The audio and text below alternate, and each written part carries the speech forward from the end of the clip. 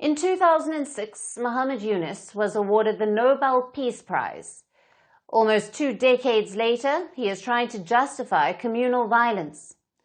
In Bangladesh, Hindu groups say they faced over 2,000 attacks since Sheikh Hasina's exit last year.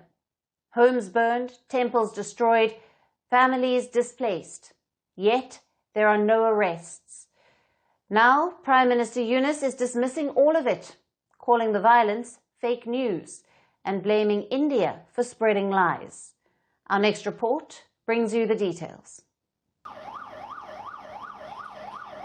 There's something deeply unsettling about watching a Nobel laureate explain away violence, especially when the violence is visible.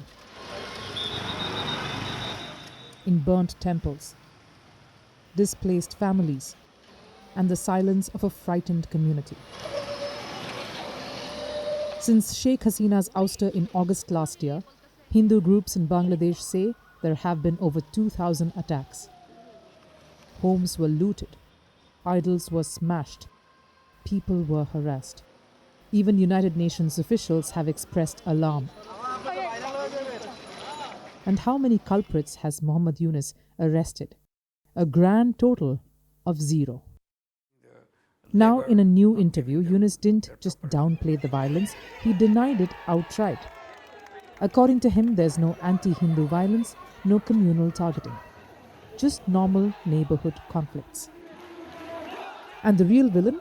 Not the mobs, not the arsonists, but India, for allegedly spreading fake news. One of the specialties of India right now is fake news. A barrage of fake news.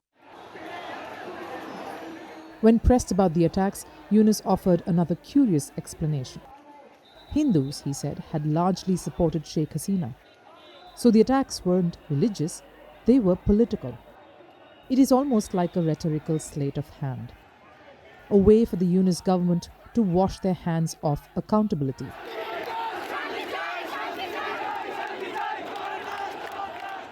I would say government is very alert on that one because this is the one thing that India is always pushing, that we are bringing pressure.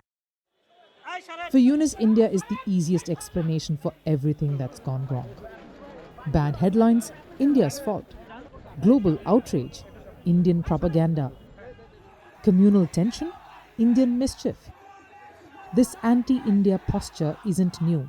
It's the standard survival kit for the Yunus government seeking legitimacy after Hasina. Blame India, pose as the nationalist, distract the masses. It's a strategy that wins applause at home but loses credibility abroad. Yunus even went a step further. He urged Bangladesh's Hindus to stop identifying as Hindus. My message to them when I meet them as a group of community leaders is don't go back and say, I'm a Hindu, so protect me. Always say, I am a citizen of this country. I'm entitled to all the protection. The state is supposed to give it to me.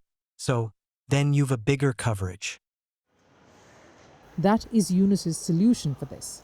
Call yourself Bangladeshis instead of Hindus.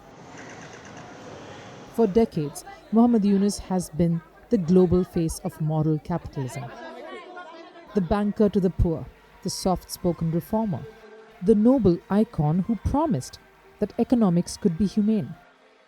But when faced with the persecution of an entire community, that moral clarity seems to have vanished. There's no empathy, no urgency, only dismissal and semantic gymnastics. When a leader refuses to acknowledge targeted violence, it legitimizes it.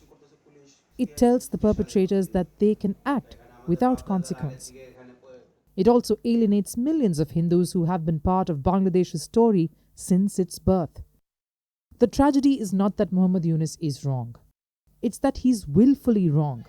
And millions of Bangladesh's Hindus are paying the price for his convenient vision of peace.